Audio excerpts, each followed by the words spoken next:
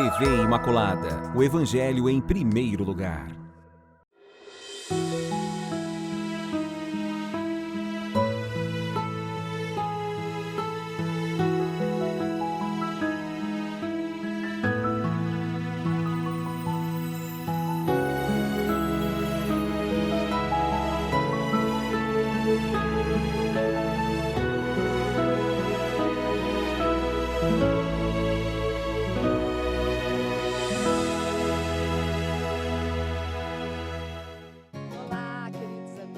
Olhe nós aqui outra vez, iniciando mais um maravilhoso programa Páginas da Bíblia.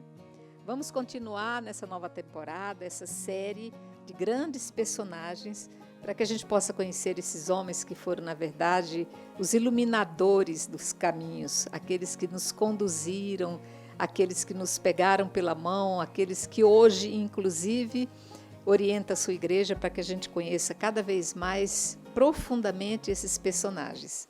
Quero agradecer aqui a presença de nossos mestres que vão nos conduzir nesse trabalho de hoje.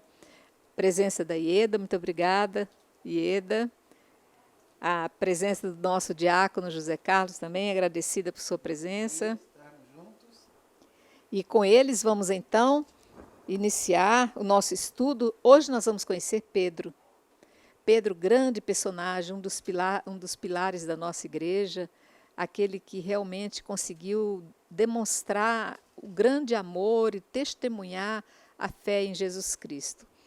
Então eu vou pedir para que você conheça Pedro, já no comecinho, quem ele era, descrito por outro. Eu vou pedir que você abra então o Evangelho de São Lucas, que foi um dos que fizeram uma belíssima biografia, o descreveu, mostrou o primeiro chamado de Pedro a essa missão de acompanhar Jesus, o capítulo 5 de Lucas, o versículo de 1 até o 11. Aqui vai estar falando sobre a vocação e vai dizer assim: certa vez, em uma multidão se comprimia ao redor dele para ouvir a palavra de Deus à margem do lago de Genezaré. Então viu 2 pequenos barcos parados à margem do lago. Os pescadores haviam desembarcado e lavavam as redes. Subindo num dos barcos, o de Simão, pediu-lhe que se afastasse um pouco da terra. Depois, sentando-se, ensinava do barco às multidões. Quando acabou de falar, disse a Simão: faze-te ao largo, lançai vossas redes para a pesca. Simão respondeu: mestre, trabalhamos a noite inteira sem nada apanhar, mas, porque mandas, lançarei as redes. Fizeram isso e apanharam tamanha quantidade de peixes que suas redes se rompiam. Fizeram, então, sinais aos sócios do outro barco para virem ao seu auxílio. Eles vieram e encheram os 2 barcos a ponto de quase afundarem. À vista disso, Simão Pedro atirou-se aos pés de Jesus, dizendo: afasta-te de mim, Senhor, porque eu sou um pecador. O espanto, com efeito, se apoderara dele e de todos os que estavam em sua companhia por causa da pesca que haviam acabado de fazer. E também de Tiago e João, filhos de Zebedeu, que eram companheiros de Simão. Jesus, porém, disse a Simão: não tenhas medo, doravante serás pescador de homens. Então, reconduzindo os barcos à terra e deixando tudo, eles o seguiram. Eu quero começar aqui com o diácono. Aqui nós temos esse chamado, né, a primeira convocação que Jesus faz para montar o seu grande ministério, o mistério da vida.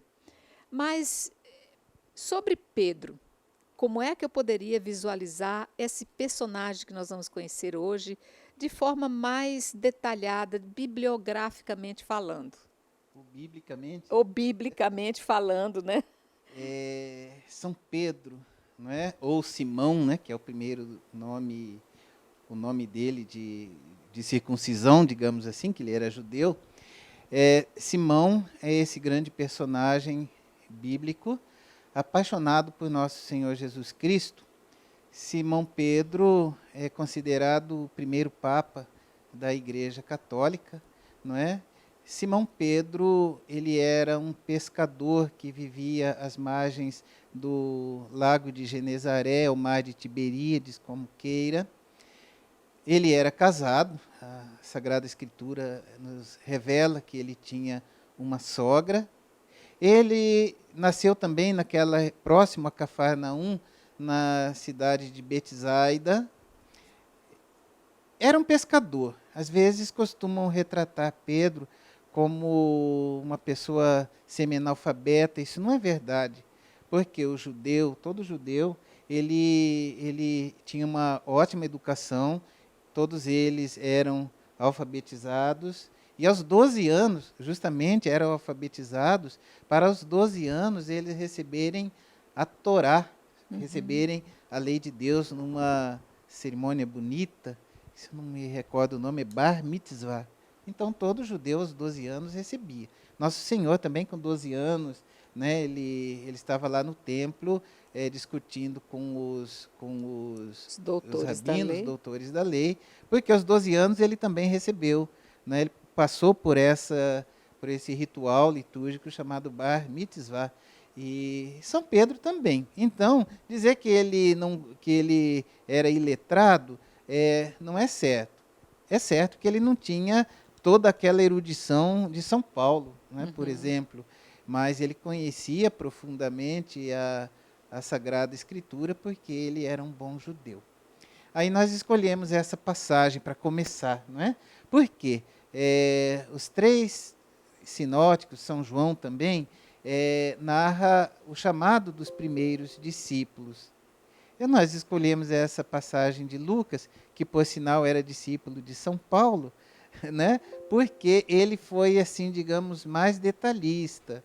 São Marcos e São Mateus, eles são mais sucintos ao narrar o chamado dos 4 primeiros discípulos. Já São Lucas, ele já contextualiza esse chamado ali no episódio da pesca milagrosa. Não é? Em todos eles, nós temos o chamado, nós temos a resposta dos discípulos, que foi o seguimento, né? Todos eles largaram tudo e seguiram a Jesus.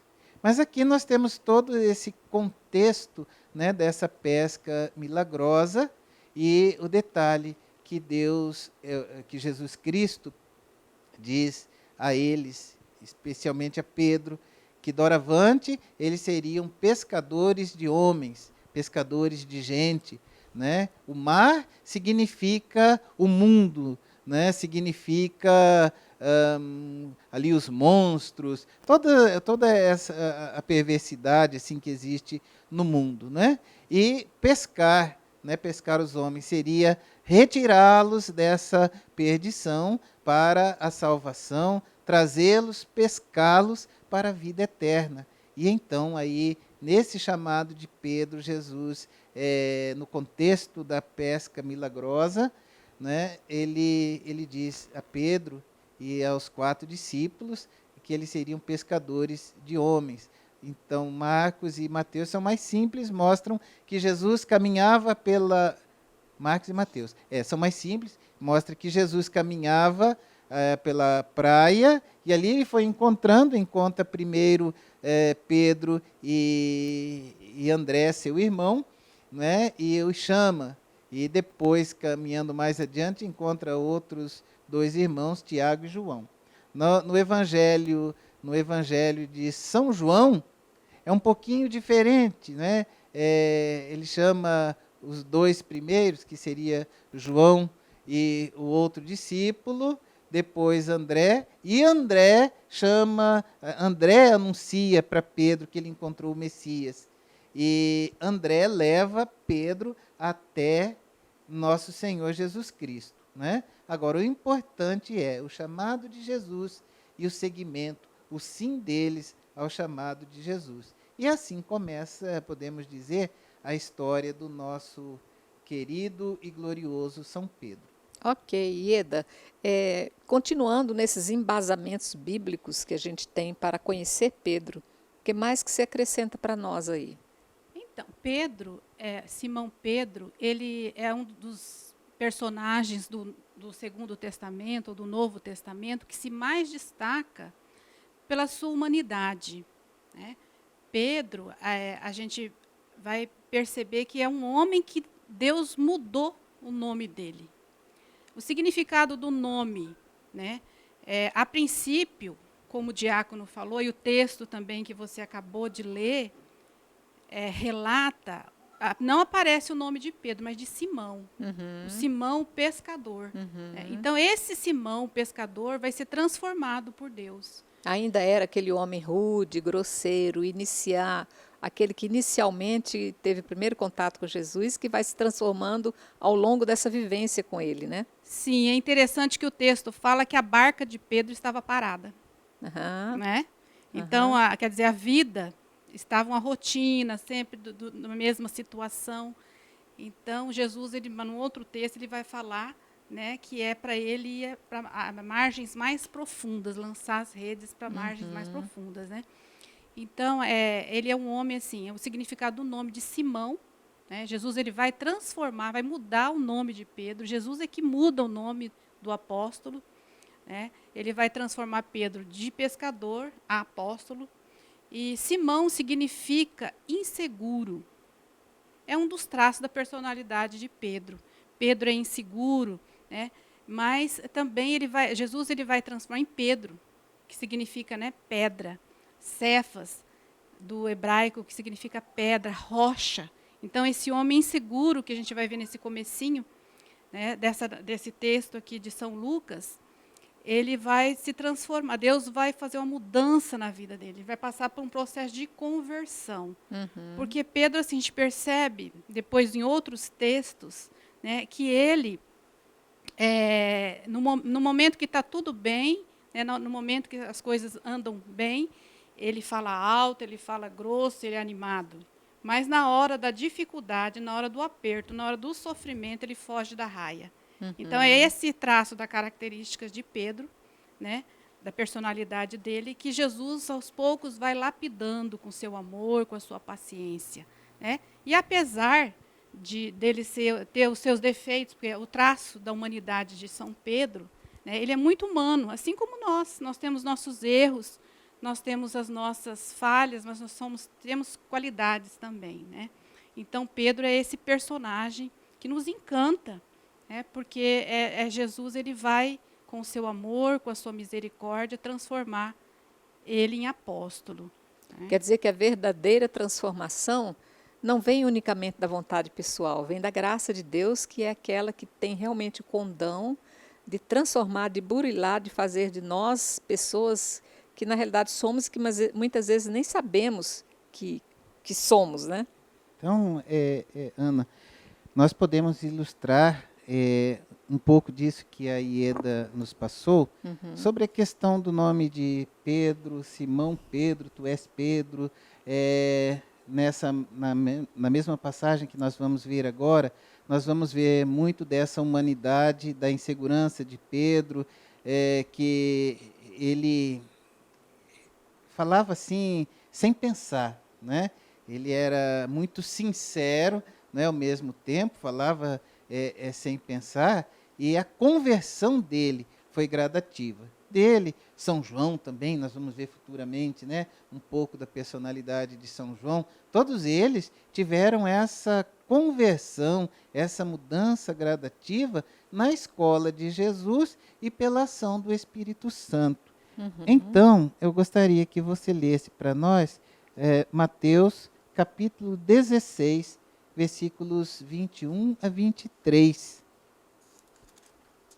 Vai dizer: a partir dessa época, Jesus começou a mostrar aos seus discípulos ser necessário que fosse a Jerusalém e sofresse muito por parte dos anciãos, dos chefes, dos sacerdotes e dos escribas, e que fosse morto e ressurgisse ao terceiro dia. É isso mesmo? Um pouco antes. Acho que um pouco versículo antes, a partir 13, do 13, profissão de fé. Exato. Nós estamos aí no livro de Mateus, capítulo 16. Vamos ver agora o versículo 13, a partir daí até o finalzinho desse trecho, que é onde vai exatamente falar desse chamado do primado de Pedro, né? O chamado dele é a profissão de fé. Chegando Jesus ao território de Cesareia de Filipe, perguntou aos discípulos: Quem dizem os homens ser o filho do homem? Disseram, uns afirmam que é João Batista, outros que é Elias, outros ainda que é Jeremias ou um dos profetas.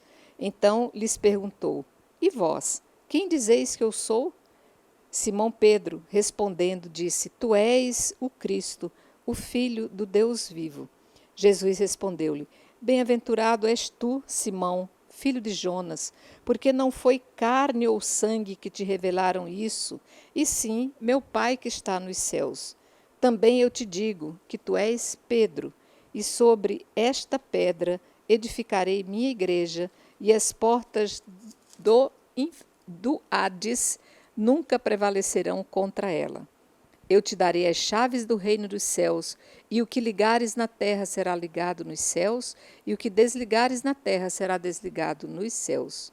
Em seguida, subiu, proibiu severamente aos discípulos de falarem a alguém que ele era o Cristo. Aqui sim, nós vamos ver realmente o Senhor que oficializa essa nova missão, né, de Pedro. Exato. Então, e aqui também nós temos a questão aí do novo nome, né? Isso. Essa passagem, ela é, assim, muito profunda teologicamente, tanto no sentido da cristologia, a revelação de nosso Senhor Jesus Cristo, quanto no sentido da eclesiologia, que é o estudo sobre a igreja de Jesus Cristo, né? Então, na primeira parte, Jesus faz ali aquela pesquisa de opinião, podemos, entre aspas, né? Tipo Ibope, não sei se existe ainda esse tal de Ibope, agora é mais tal de Datafolha, né? Ele faz essa pergunta para saber, e pergunta para os discípulos, né? O que dizem os homens que é o filho do homem? O que dizem os homens por aí que eu sou? Uns dizem que é João Batista, outros que é Elias, outro que és algum dos profetas, né? E aí Jesus faz uma pergunta mais direta, né? Ele olha ali nos olhos dos discípulos e pergunta, e vocês? Que dizem que eu sou? Então, São Pedro, como sempre, né?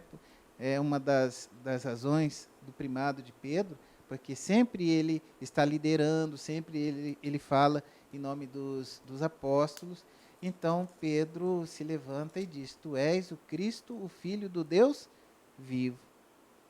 E Jesus então parabeniza, né? Diz, parabéns Pedro, porque não foi nem a carne, nem o sangue que te revelou isso, mas o meu Pai que está nos céus. Então aqui nós temos assim o primeiro credo, a primeira profissão de fé, né? E no Evangelho de Mateus, quem faz essa profissão de fé é Pedro.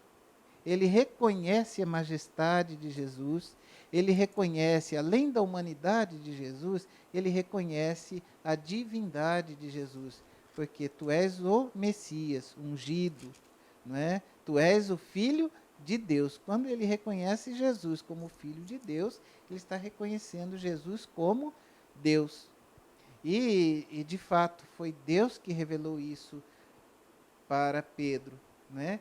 E então, diante dessa manifestação de fé, da firmeza e clareza com que Pedro revela que Jesus é o Messias, então Jesus institui, nessa mesma fé de Pedro, institui o primado de Pedro, institui a igreja de Jesus na fé de São Pedro, dizendo, por isso eu te digo que tu és Pedro, que significa rocha, né? Em hebraico, Cefas ou Kefas, né? Como queira. Por isso eu te digo que tu és Pedro, e sobre ti edificarei a minha igreja.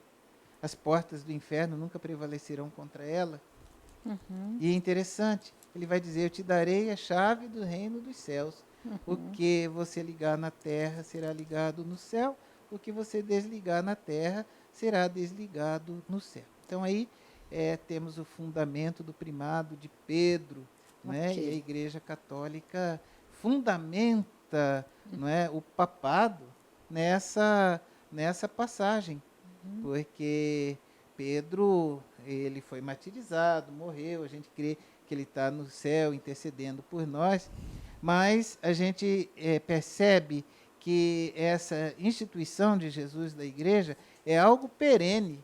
As portas do inferno nunca prevalecerão contra ela. Então, quem tem as chaves? O sucessor de Pedro, né? Nesses 266 sucessores até chegarmos ao nosso querido Papa Francisco. Ok. Então, Ieda, exatamente essa questão das chaves que são entregues como símbolo do poder e do mandato, né? Mas aqui, voltando no trechozinho, nós vamos ver que eu, inclusive, quase que eu leio errado, quando diz, e sobre esta pedra edificarei a minha igreja e as portas do Hades. Quase que eu leio as portas do inferno. Mas aí eu queria que você entrasse realmente para explicar essa questão do Hades, o que significa descer às profundidades, qual a carga de anunciado, de enunciado que vem atrás disso aí. Então, Hades, dependendo da tradução, é as portas do inferno, né? Isso. Então, o mal, ele não vai destruir a igreja que foi fundada por Jesus Cristo. Então, quando Jesus fala, né, que as portas do Hades, né, não prevalecerão sobre a sua igreja, é porque, né, a igreja é de Jesus. Certo. Né, a igreja é dele, a comunidade, foi ele que fundou, foi ele que chamou, foi ele que escolheu, né, entre os discípulos, os apóstolos. Os apóstolos são aqueles homens, aqueles personagens que têm como missão dar continuidade à obra de Jesus. Interessante, Ana, da gente perceber que esse texto escolhido para nossa leitura, para a gente fazer reflexão em Mateus, que ele está no capítulo 16, versículos de 13 até o 23, que vai falar sobre a confissão de fé de São Pedro. Esse texto, ele é muito bem elaborado. Essa questão das chaves, eu te darei as chaves do reino dos céus, ele só aparece em Mateus. Lucas e Marcos, ele é mais sintético e resumido, igual o Diácono já fez o comentário. Mateus, ele tem um texto mais profundo, mais denso, e também ele apresenta os fatos tal como a comunidade entendeu e viveu. Então, essa questão das chaves que Jesus dá a Pedro é a questão do poder que ele dá a Pedro. Né? Então, o homem que recebe de Deus, né, a graça, o poder de ser o chefe da sua igreja. E esse chefe, ele tem uma função. Né? Ele tem a função aí dada por Jesus, que são as chaves, né, a função de ensinar, a função de corrigir, a função de excluir até, né, vamos dizer assim, entre aspas, porque Deus não exclui, Deus não quer exclusão de ninguém.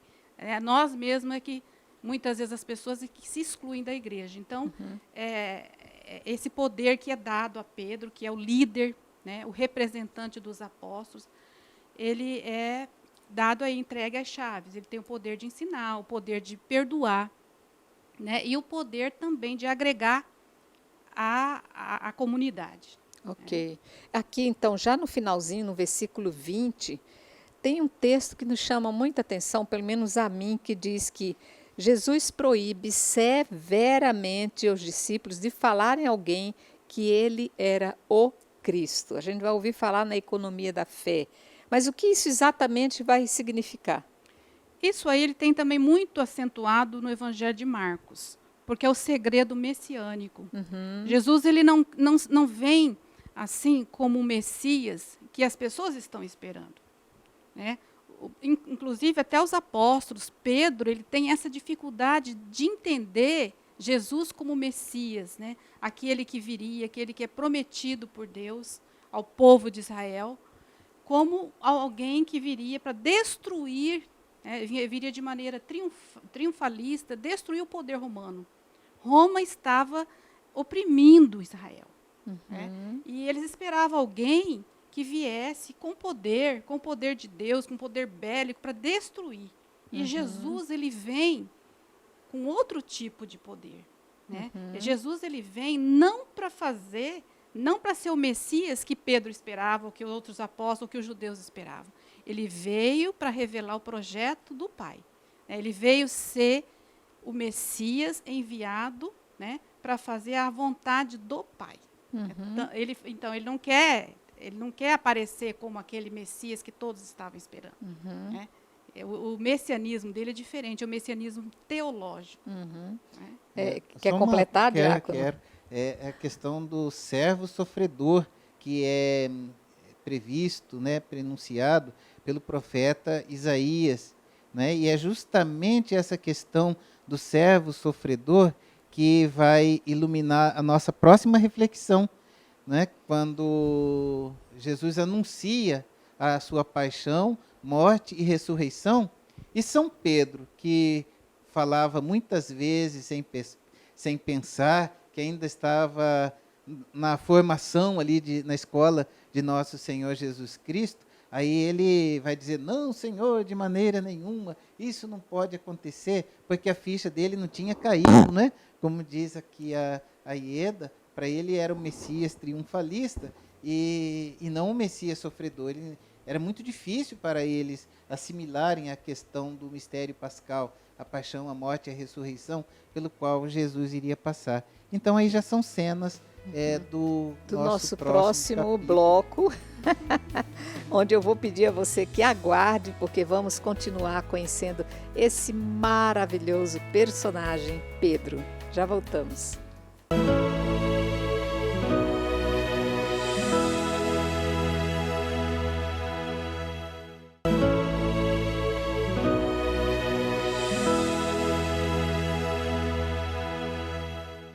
Olá, amigos, nós voltamos. Vamos continuar, nós estamos fazendo um belíssimo estudo sobre Pedro. E Pedro genial, tão quanto foi Paulo, que nos levou 2 programas. Acho que Pedro também vai consumir também bastante tempo para que a gente o conheça um pouco, possa entender suas ações e reações, né? Então agora eu vou pedir que vocês abram aí Mateus, como a gente estava lendo, no capítulo 16, agora um trechinho pequeno, que é do versículo 21 até 23, onde nós vamos encontrar a narrativa dizendo o seguinte: a partir dessa época, Jesus começou a mostrar aos seus discípulos ser necessário que fosse a Jerusalém e sofresse muito por causa dos anciãos, dos chefes dos sacerdotes e dos escribas, e que fosse morto e ressurgisse ao 3º dia. Pedro tomou-o à parte, começou a repreendê-lo, dizendo: Deus não o permita, Senhor, isso jamais te acontecerá. Ele, porém, voltando-se para Pedro, disse: Afasta-te de mim, Satanás. Tu me serves de pedra de tropeço, porque não pensas as coisas de Deus, mas as dos homens. Ieda, começar por você, Diácono, depois, se quiser, como é um assunto muito rico, pode nos interromper, completar.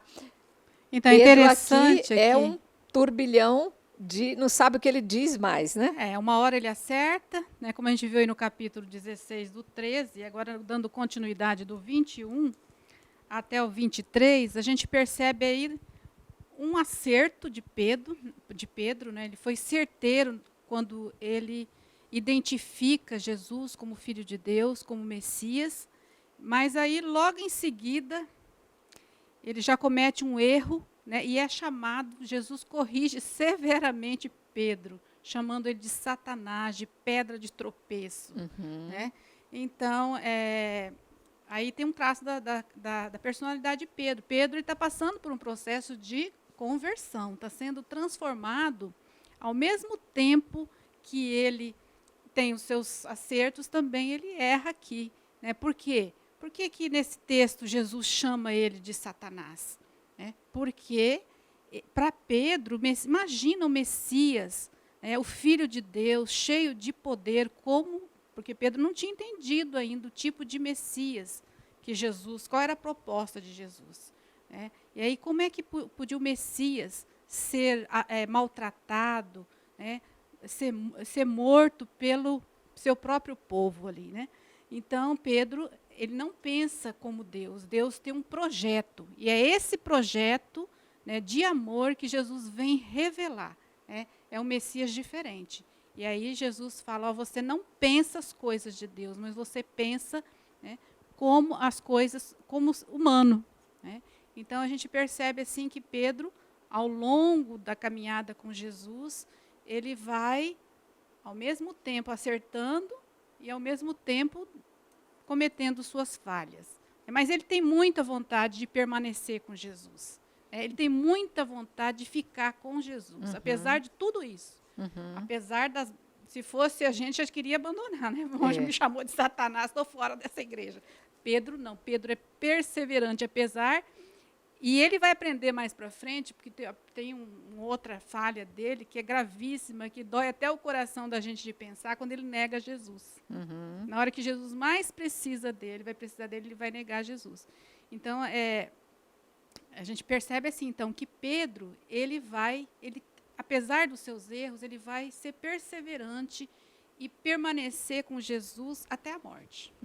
Diácono, aqui o que a Ieda fala me chama muita atenção, que é exatamente essa questão do peso da palavra que Jesus usa para com Pedro, acusando-o de Satanás. É que, na verdade, Satanás não queria dizer diabo, né?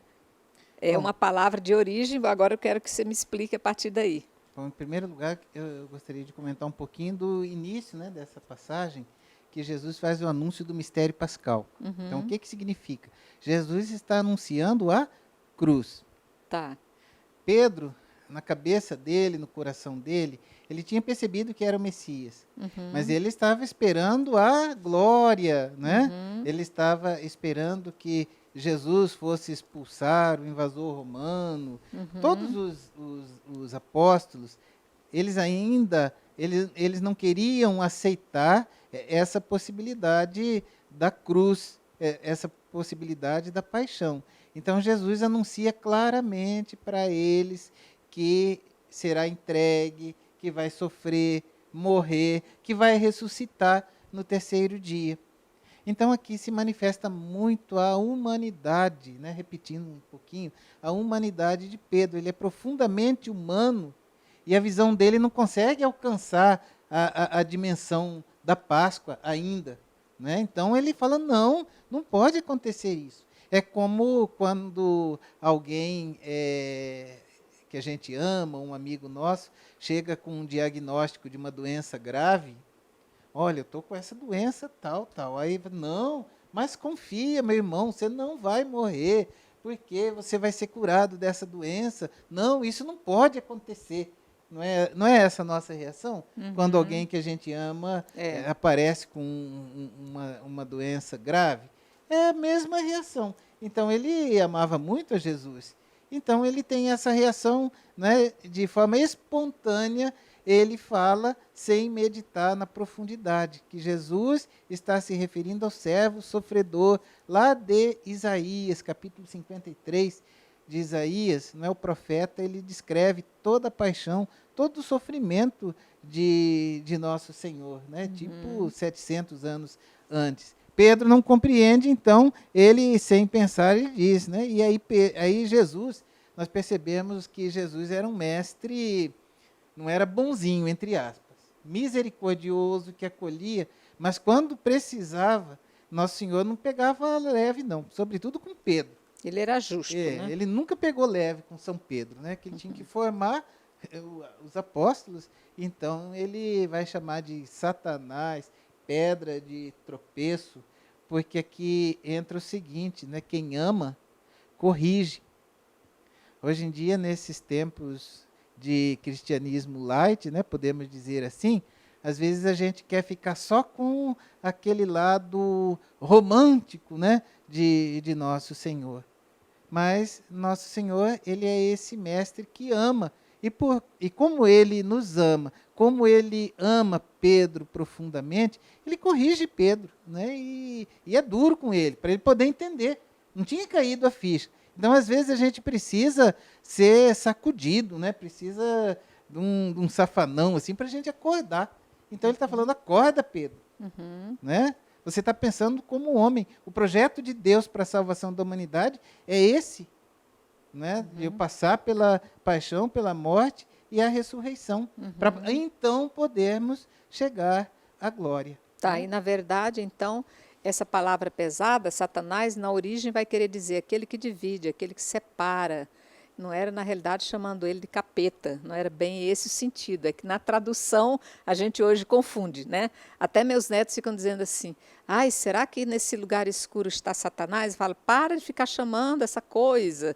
Então os menininhos, as crianças começam a achar que isso aí quer dizer tão unicamente aquele que é diabo, aquele que destrói, mas na realidade aquele quis dizer aquele que separa, que divide, né? E também Satanás para o povo judeu, né, tem origem lá na Babilônia, né, e Satanás é aquele que acusa, o acusador. Então esse nome aparece, por exemplo, no livro de Jó, né, o adversário, aquele que acusa. Então quando nós falamos sobre Jó, entra aquele diálogo de Satanás com Deus, né, e é Satanás que vai tentar acusar Jó, não encontra nada, fala, então tira tudo dele para ver se ele não vai te negar estando doente, pobre, né? Então é acusador, né? Adversário. Okay. Interessante você comentar sobre os seus netos, né? Que desde criança o medo, né, é muito assim usado, estimulado para a gente, para corrigir a gente também. Isso. Mas essa questão do medo também é porque o Satanás, o mal, ele não se apresenta com um chifrinho, com um rabinho, né? A personificação dele não é isso. A verdade é só a personificação. Mas aí o que acontece? O mal ele se apresenta de uma outra forma. E o medo é uma das artimanhas do mal. Porque o contrário do medo é a fé. Toda vez que eu tenho medo, né, é uma artimanha do mal. E toda vez que eu tenho fé, né, eu posso superar esse mal. Então é interessante que você falou, porque desde pequeno, né, as crianças, né, são já induzidas a acreditar, a temer, assim, de uma forma, a ter medo. Né? E é uma artimanha do mal isso aí. Com certeza, não é? Com certeza. E ainda, por que Jesus chama ele de Satanás? Porque inconscientemente Pedro está se opondo ao projeto de Deus. Exatamente, por isso é aquele que divide. Inconscientemente ele se põe como pedra de tropeço. Então ele fica ali inconscientemente sendo instrumento de Satanás. Porque a última tentação de nosso Senhor Jesus Cristo foi na cruz. E Satanás usou aquelas pessoas, o ladrão perverso, né, os outros que estavam ali, dizendo, se tu és o Cristo, desce daí. A provocação, né? Então, inconscientemente, Pedro estava fazendo esse papel. Por isso que Jesus o repreende assim de forma tão severa. Tão veemente, né? Vamos para um outro trecho, vocês podem abrir, continuar seguindo Mateus, no capítulo 26, mais para frente, o versículo 30, vai dizer assim, depois de terem cantado o hino, saíram para o Monte das Oliveiras. Jesus disse-lhes então, esta noite todos vós vos escandalizareis por minha causa, pois está escrito, ferirei o pastor e as ovelhas do rebanho, e elas se dispersarão. Mas depois que eu ressurgir, vos precederei na Galileia. Pedro, tomando a palavra, disse-lhe, ainda que todos se escandalizem por tua causa, eu jamais me escandalizarei. Jesus declarou, em verdade te digo que esta noite, antes que o galo cante, me negarás 3 vezes. Ao que Pedro disse, mesmo que tiver de morrer contigo, não te negarei. O mesmo disseram todos os discípulos. Mais um lado da personalidade de Pedro, que eu vou passar para a Ieda, a gente vê exatamente esse rompante, esse aquecimento, esse ardor de Pedro, quando está apaixonado por uma causa, né? A gente até se identifica com ele. Exatamente. Né? A hora que está tudo bem na nossa vida, a hora que está tudo certo, a gente louva, agradece, né? Fica feliz e quer até morrer por Jesus. Mas quando a gente passa pelo sofrimento, quando a gente é difícil entender às vezes, né, essa presença de Deus no sofrimento. Então, Pedro, ele vai aí está dizendo que jamais vai acontecer isso com Jesus, está dizendo, né, porque ele vai morrer por Jesus. E aí Jesus põe o pé de Pedro no chão, né? Então, fala, né? Pedro, você me negará 3 vezes. E todos eles também, porque Pedro é chefe, né, do grupo, é o líder do grupo. Pedro fala que vai morrer por Jesus, né, que jamais vai acontecer isso. E todos eles também. No entanto, Jesus, né, ele quando ele é preso, ele fica sozinho. É bem isso. Deixa eu ver. Agora, Você quer, diácono? Antes, a gente vê nesse mesmo capítulo, ou melhor, nesse mesmo capítulo, nós vamos ver na prisão de Jesus que Judas identifica Jesus com um beijo. Não é? E aí, o que acontece? Está escrito no versículo a partir do 50, não é? Jesus responde para Judas: amigo, isso. Para que estás aqui? Então, avançando, deitaram a mão em Jesus e o prenderam. E eis que um dos que estavam com Jesus, estendendo a mão, desembainhou a espada e, ferindo o servo do sumo sacerdote, decepou a orelha. Quem que andava com uma espada? Pedro. Pedro, ele sempre andava armado, ele tinha a espada dele, ele sempre andava. E ele tinha dito isso para Jesus na negação, e na prisão ele cumpriu, né? Na prisão de Nosso Senhor ele cumpriu. E ele achou que era a melhor maneira de defender Jesus, de defender o reino de Deus, que era com a espada. Então ele cortou a orelha do senhor chamado Malcolm, né? Isso. E o que Jesus faz, né? Jesus, ele cura a orelha, manda Pedro guardar, diz: guarda a tua espada no seu lugar, pois todos os que pegam a espada pela espada perecerão. Ou pensas tu que eu não poderia apelar para meu pai, a fim de que ele pusesse à minha disposição agora mesmo mais de 12 legiões de anjos? Não é? Então ele repreende mais uma vez Pedro nessa sua atitude e cura, coloca a orelha no lugar de novo, e aí continua o processo, né? Mas vejam bem, só para ilustrar esse temperamento sanguíneo de Pedro. Pedro era sanguíneo, então ele reagia conforme a ocasião. Então, na ocasião da prisão, o que ele fez? Tirou a espada e entrou em luta com os guardas que foram prender Jesus, né? Seguindo aí, mais para frente ainda em Mateus, no mesmo capítulo 26, já no finalzinho, versículos 29, vai falar, Pedro 69. estava... Oi? 69. 69. Pedro estava sentado fora no pátio. Aproximou-se dele uma criada, dizendo, também tu estavas com Jesus, o Galileu. Ele, porém, negou diante de todos, dizendo, não sei o que dizes. Saindo para o pórtico, outra viu e disse aos que ali estavam, ele estava com Jesus, o Nazareu. De novo, ele negou, jurando que não conhecia o homem. Pouco depois, os que lá estavam disseram a Pedro, também tu és um dele, pois o teu dialeto te denuncia. Então ele começou a praguejar e a jurar, dizendo, não conheço esse homem. E imediatamente um galo cantou. E Pedro se lembrou da palavra que Jesus dissera, antes que o galo cante 3 vezes, me negarás. Saindo dali, chorou amargamente. Não dá para ser diferente, né, Ieda? Esse choro compulsivo, quando a gente até faz uma avaliação de quem nós somos, o que nós estamos fazendo e por que nos deixamos levar por situações tão intensas assim, né? Ele chorou amargamente, quer dizer que houve um arrependimento de Pedro. Pedro se arrependeu profundamente de ter negado Jesus. E aí no Evangelho segundo João, no capítulo 21, Pedro também vai fazer a segunda profissão de fé, declarando o seu amor por Jesus. Então, 3 vezes Jesus vai perguntar se Pedro ama. Após a ressurreição de Jesus, então ele vai perguntar para Pedro, né? Pedro, tu me amas? 3 vezes.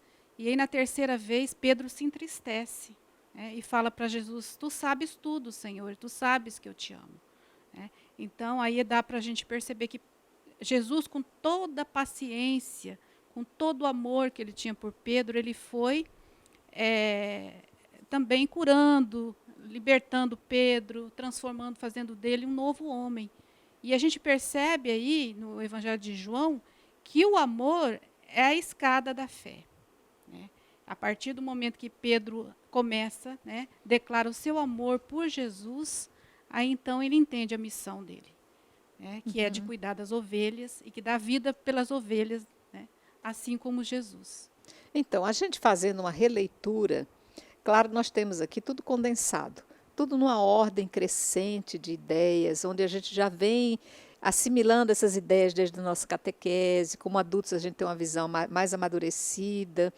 Mas vocês pensem o que é viver essa história lá, numa época em que ser poderoso era você destruir o inimigo, onde você ser forte era você aniquilar aquele que não te queria bem, onde você deveria agir olho por olho e dente por dente. É claro que Pedro, inclusive, devia sentir assim, muito orgulho de ser um homem assim que imediatamente reagia ao estímulo, porque ele deveria pensar, esse homem, esse filho de Deus, a quem eu declarei profeticamente que ele vinha para nos salvar, ele espera de mim um bravo guerreiro para o defender. Então, Pedro, com muito orgulho, devia assumir essa postura, né? Agora, o Senhor trabalhar isso com uma outra realidade foi algo muito difícil para ser assimilado por eles, né? Então, Jesus trabalhou muito bem essa questão da personalidade de Pedro, né? Que era sanguíneo, que agia conforme a ocasião. Por outro lado, também, ele tinha uma personalidade muito firme. Por isso que Jesus o chama de pedra. Nós vamos ver no próximo programa um pouco sobre isso, né? Essa personalidade firme de Pedro. Ao mesmo tempo, ele toma decisões rápidas, né? E ao mesmo tempo ele é muito firme com a tradição judaica, por exemplo. Pedro era extremamente fiel. E o que acontece? Ele, né, na passagem que nós vimos, então ele é fiel àquilo que ele disse, que eu sou capaz de morrer. Ele primeiro provou, puxou da espada, cortou a orelha, foi de novo repreendido por Jesus, não é?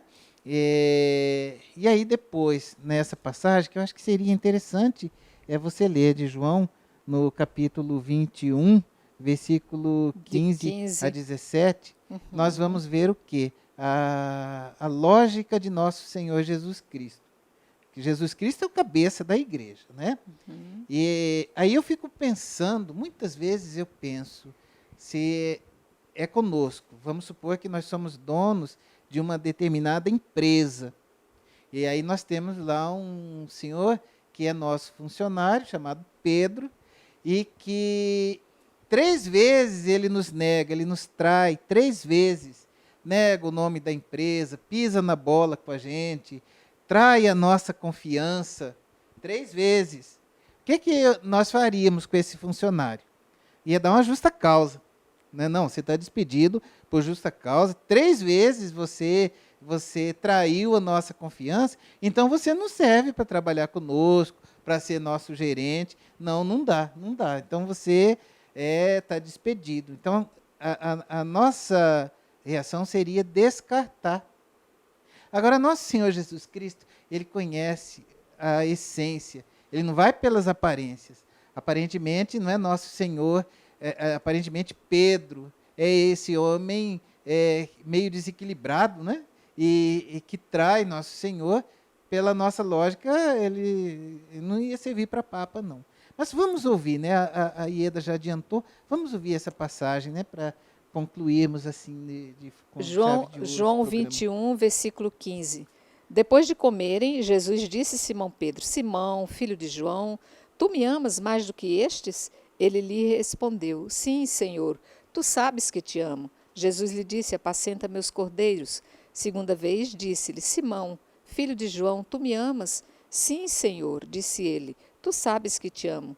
Disse-lhe Jesus: Apacenta minhas ovelhas. Pela 3ª vez lhe disse: Simão, filho de João, tu me amas? Entristeceu-se Pedro, porque pela 3ª vez lhe perguntara: Tu me amas? E lhe disse: Senhor, tu sabes tudo, tu sabes que te amo. Jesus lhe disse: apacenta minhas ovelhas. Em verdade te digo, quando eras jovem, tu te cingias e andavas por onde querias. Quando fores velho, estenderás as mãos e outro te cingirás e te conduzirá aonde não queres. Disse isso para indicar com que espécie de morte Pedro daria glória a Deus. Acho que por aqui dá para a gente entender Pedro, né? Mais uma vez. Então, Jesus, né, na sua lógica do amor, ele cura Pedro, né, da tristeza. Certamente ele carregava consigo um grande remorso, um grande arrependimento, uma grande tristeza, porque tem outro evangelista que diz que quando Pedro negou pela terceira vez, Jesus passou com os guardas. E ele pôde perceber o olhar de Jesus. Agora, pensa um de nós, depois de cometer um grande pecado, de trairmos Jesus, e nós cruzamos com o olhar de Jesus. É algo muito forte, né? E então, Jesus, ele, depois de ressuscitado, depois de comer com os discípulos, não é? Ele chama Pedro num canto e faz essas 3 perguntas, 3 vezes, porque foram 3 negações.